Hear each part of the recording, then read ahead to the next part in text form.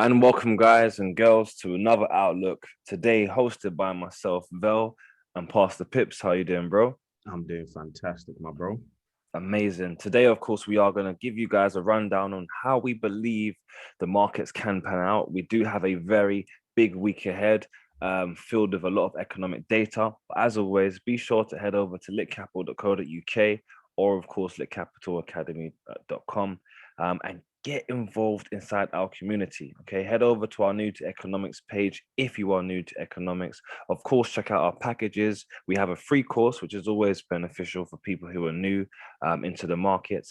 But also, if you are someone who wants access to our online course, it would really, really be beneficial to head over to the website so that you can get the password for our academy so you can access our videos. With that being said, we're going to look at the economic calendar for the week ahead. And we do have a really interesting week. We do have really the week kicks off on Wednesday. We have the FOMC providing a press conference as well as the interest rate decision, which is going to be juicy. We've got crude oil inventories, CPI for the Canadian dollar and the Aussie on Wednesday. On Thursday, we've got the German unemployment change combined with the euro monetary policy meeting, which should, of course, provide a lot of volatility with the euro. We've got GDP for the dollar, initial jobless claims, and home sales for the dollar. And then on Friday, last but not least, we have the GDP for the euro combined with the PMI, combined with the CPI for the euro, and then the GDP for the Canadian dollar. So a quiet week for the pound, but action busted week for the euro and for the dollar. So let's see exactly how they get on. And of course, when we look at the charts now, we have been anticipating price breaking this yearly high of the 93,500 mark.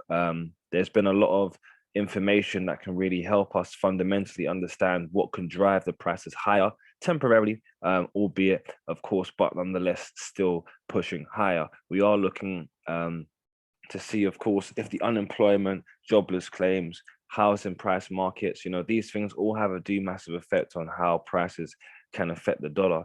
Of course, the interest rate on Wednesday is pretty much probably going to be a rate remaining the same, but the outlook Jerome Powell's probably going to provide is going to talk about probably trying to reduce the inflation and trying to really install some positivity into the currency. So we could probably see a push higher.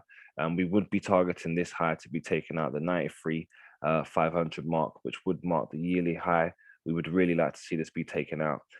So we'll keep you guys informed and up to date in the Discord. For most of you who are in the community already, you are aware that we provide up-to-date economic breakdowns on exactly what's happening in the market and how this has an effect on the market. So we will be looking, of course, to see how the week pans out, and of course keep you guys informed and up to date. So be sure to like and subscribe. You know the vibes. I'm also going to go over EN, Euro NZD.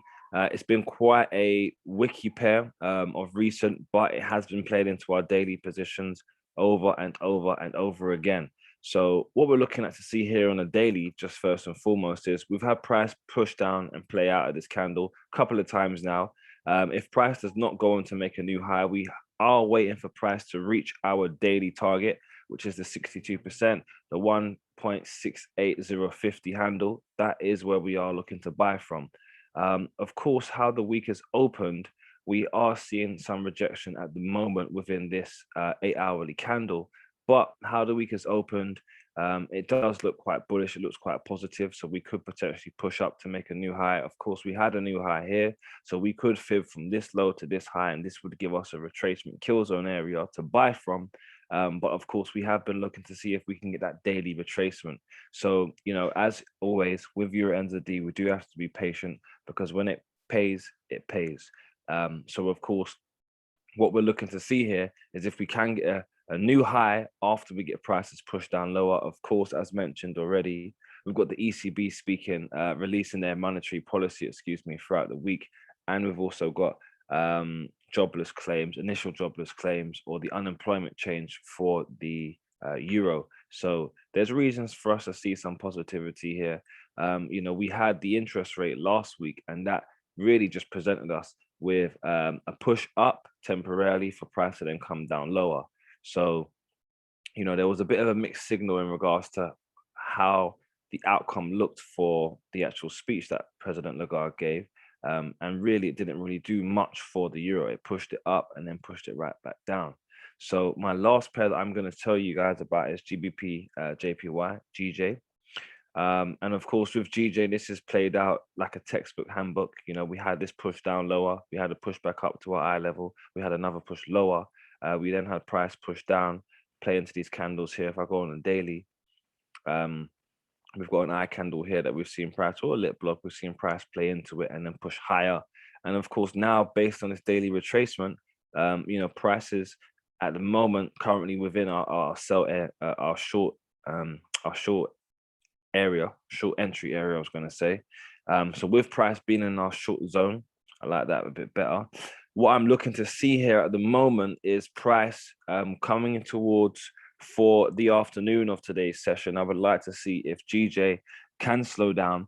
But ultimately, this candle here, which is the 15270, the 152.7200, 720, excuse me. I don't know what's wrong with me today, but if we could get prices push up a bit higher, around a 79% would be nice for a short. Of course, we are, heading towards the New York Open at the moment. So we do want to see what happens come towards the close, because of course the yen at the moment, there's a lot of reasons for the yen to be high. They've also got the Olympics taking place over there. But with that being said, there isn't much people on the street spending money because the tourist attractions is actually closed. They're not. It's a closed Olympics. So, there isn't too much to be positive about based on the Olympics side of things. But nonetheless, in terms of what we've been seeing from a structural perspective, we have been seeing a new low. Price has been closing beneath these lows here. If we go on the weekly on the line graph, we haven't yet, only apart from this higher low, prior to that, we haven't seen the next higher low broken. On the daily, we have seen a few of the higher lows broken, but of course the most significant one, which is down here, wasn't broken.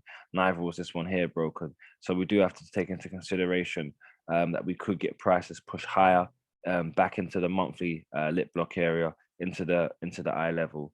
But of course, taking it from face value, of course, would a breaker structure pushing down lower, closing beneath these areas here. Of course, this higher low, we are looking to see a retracement for a pullback to continue riding this short. So those are my pairs today. I'm going to allow Josh past the pips to go over US 30. We've been trading that very closely over the past couple of months, and we've been having a lot of success from it. So if you haven't already, be sure to head over to the Instagram page, litcapital_. Check out the results that we frequently post on there. Also check out our website, litcapital.co.uk. Check out the courses that we have available. Join the Discord. Become a member today for just £25 a month subscription. Other than that, guys, I've been your host, Vel, Litcap Vel. I hope you guys are blessed. Josh, I'm gonna leave it to you, my bro. Thank you. Yeah, I'm just gonna wait for you to stop Yeah. sharing. All right, cool. So gonna go over first and foremost US 30. So of course I'm gonna start from the weekly perspective. That is the new trading week. Now, of course, last week what we saw is we did see some liquidity grabs. Okay.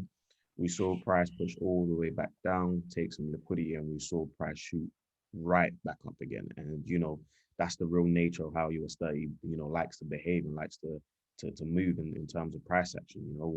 You could expect price to continue coming down lower, but nope, slaps all the way back up in the opposite direction.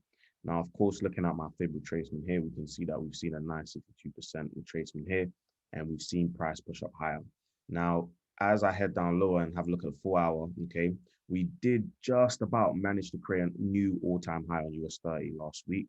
Realistically, as the market has opened last night, we did see the market slide. So if I head down to the 1 hour time frame, we can see prices moving down lower. Now, last week, we were looking at some shorts in and around this price level here at around 35,040. And, in terms of the short, price has indeed continued down lower. However, I also did have a buy setup. If we do head back over to the 1 hour, waiting for this 1 hour imbalance to be filled, and we could potentially get a push up from this level here. And that's exactly what we've seen. We've seen about a almost 190 pip push to the upside. Now, realistically, I do see this coming down lower just to grab some more liquidity before we potentially push up higher. With price making a new all-time high, there really isn't any liquidity left above. The only way or place where price could head to is head down lower. Now I can see that price has filled this 4 hour imbalance, so we may potentially see US30 come down lower.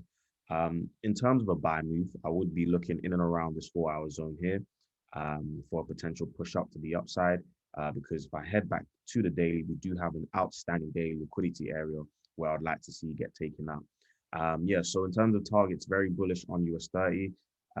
So we'd like to see higher prices on US30, but we may momentarily come down lower to then push up higher. Now, my next pair for you guys is going to be on pound USD cable. Now, of course, having a look at cable, we were able to catch a nice buy, and a lot of the members and students inside of our Discord community and those who have taken our courses have been able to ascertain and understand where they can enter the market and where they can exit the market and where they were able to catch this train to the upside. Also, charts were sent inside of our Discord just to update everyone to keep an eye out for potential moves. Now, nonetheless, we have seen just under 200 pip push to the upside in terms of pound USD. Now, pound USD is quite similar to GBP JPY in terms of the move of what we're trying to see. So we can see the low high, we can see the lower low, we can see the low high, we can see the lower low. In terms of the structure that I am currently seeing, it is quite bearish. Okay, we are nearing this daily zone where I would like to see price head down lower, maybe potentially take out these lows also. But yeah, in terms of how price is going to behave in and around this area, we are in the short level once again, shorting zone.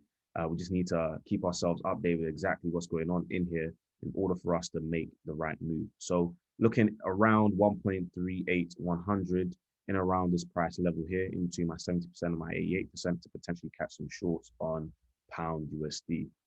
If you like to keep yourself updated with all of our charts, all of our setups, make sure to head over to www.litscapital.co.uk and yeah, join our Discord for a small fee of £25 per calendar month. And yes, guys, don't forget to like, comment, and subscribe as always. And yes, you know the vibes. It's lit side. And remember, every day is Money day. Peace.